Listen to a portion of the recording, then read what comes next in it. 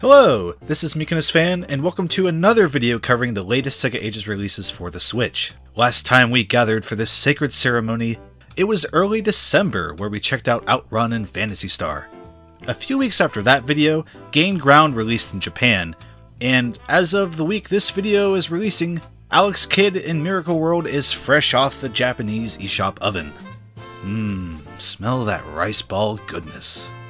This is great for those in Japan, and those like me who import eShop cards, but for the less inclined, the trickle of Ages releases on the Western eShop continues to be weirdly torturous. Gain Ground and Puyo Puyo were both announced for release this month outside of Japan. Puyo Puyo got delayed, I'm assuming due to issues with the online play's netcode, and Gain Ground is still MIA. I really don't know why, these releases fully support English right out of the digital box. That's the state of SEGA Ages at the moment.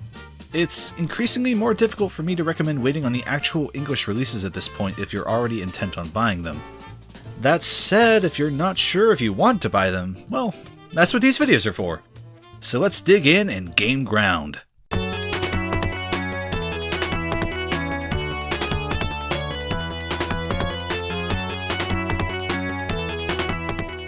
This release of the title focuses on the 1988 arcade release.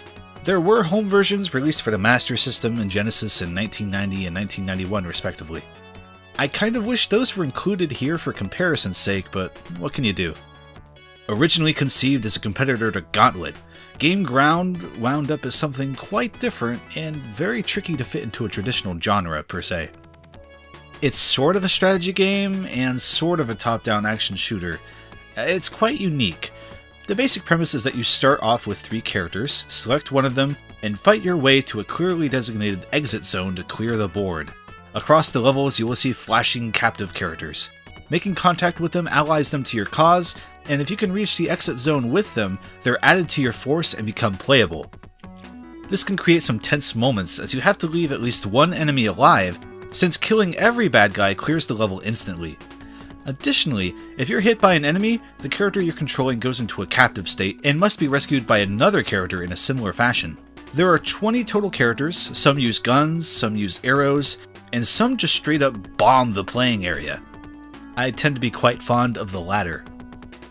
If you have 2 friends, you can bring them along for the ride as well.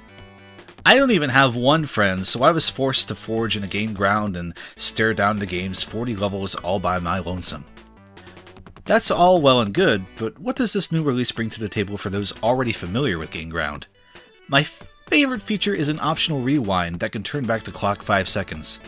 Gain Ground is a tough cookie, so this is a very, very welcome feature for someone like me who is very bad at video games. Another really cool feature is the option to start the game with all 20 characters already rescued in the full member mode. This lets you have a power fantasy and just bomb everything and lay waste much more easily. This isn't as rewarding as building your own army, of course, but it's a neat thing to poke around with. Familiar fans of the game will also be happy to know there's a bug fix mode that fixes stages 4-8 notorious bug that won't let you finish the stage by beating all the enemies. But there's more!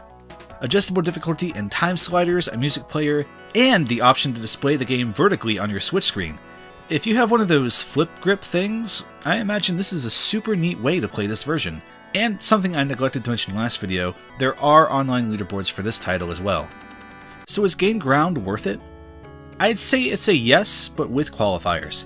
If you're already familiar with Gain Ground, you've probably already purchased this and are happy to have a way to play it on a modern system with bells and whistles. If you're like me and coming into the game for the first time, I think this is the version to go with, and that you should give it a go. If you're already here, you're probably at least somewhat interested in classic games, and solely on the virtue of how unique it is, Gain Ground is worth a look.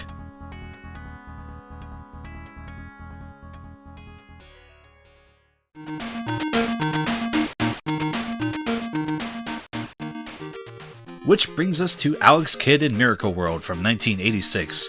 Whoa! Take a look at that beefcake! More like Alex Chad, am I right? Alex is probably known nowadays more for what he was usurped by. Before Sonic, Alex Kidd was kinda sorta the de facto unofficial SEGA mascot. Miracle World on the Master System was his debut, and while I've had it available to me before in the past via other SEGA collections, this is the first time I sat down to earnestly put some time into the title. And considering the time this released in, I think Miracle World is a very simple, clean looking game. It's quite nice.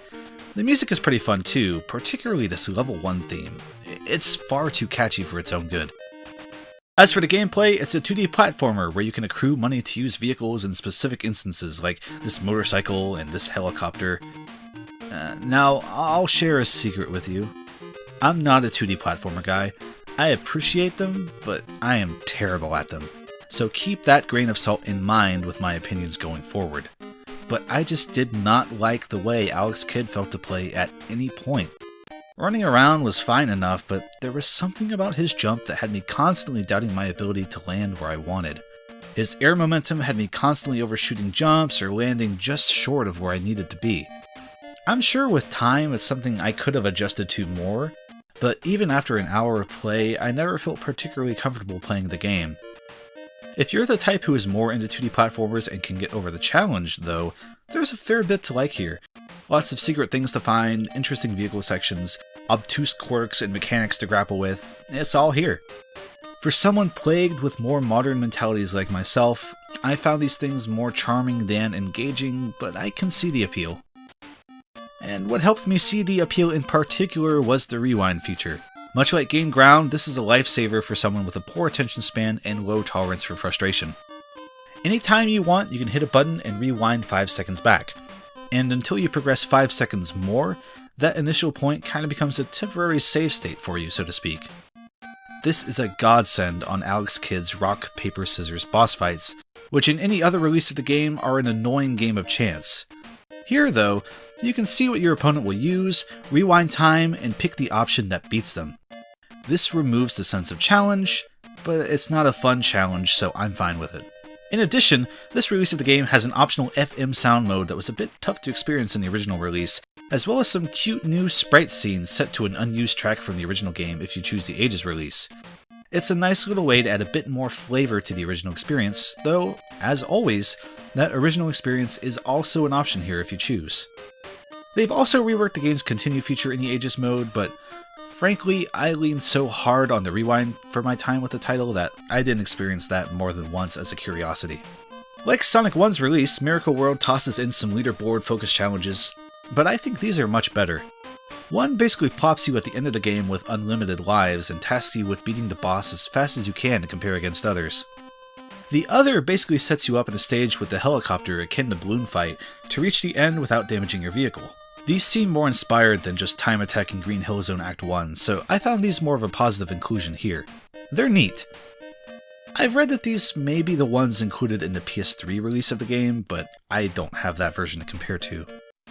Also, I couldn't slot this tidbit in anywhere else, but you can select a hamburger version of the game that's the Japanese version, but with the rice balls sprite edited to be hamburgers, which might be the most important option included in the game in 2019. With that hamburger mode in mind, can I recommend Alex Kidd in Miracle World? This is the one I feel the most conflicted on yet in the lineup. As a historical piece for SEGA, the game is notable and this is absolutely a contender for the definitive version of it. If you're a fan of the game already, this is a neat release that seems to compile everything noteworthy together with a pretty bow on top and portable to boot. For someone who hasn't played it before, I think it depends on your tolerance for older games. This is the first maybe I'll give in this series of videos. Personally, I didn't have very much fun playing Alex Kidd, and I know a lot of that is just down to my preferences in video games. It basically just comes down to the jump feel. If I had enjoyed that more, I likely would have enjoyed Alex Kidd more, but I didn't. If what you've seen hasn't really appealed to you, you're probably good to pass on this release. So that's the third round of SEGA Ages releases in the books. I'd love to look forward to what's next, but at this moment, we don't know what's next. I imagine Puyo Puyo will get ironed out and get re-announced as the following title, but at this point, it's anyone's guess. Either way, when the next two have released, I'll be back to cover those as well, whatever they may be. Until then, let me know what you thought of this month's games down below in the comments, and subscribe so you can tell me in every video from now on I'm a bad person for being bad at 2D platformers.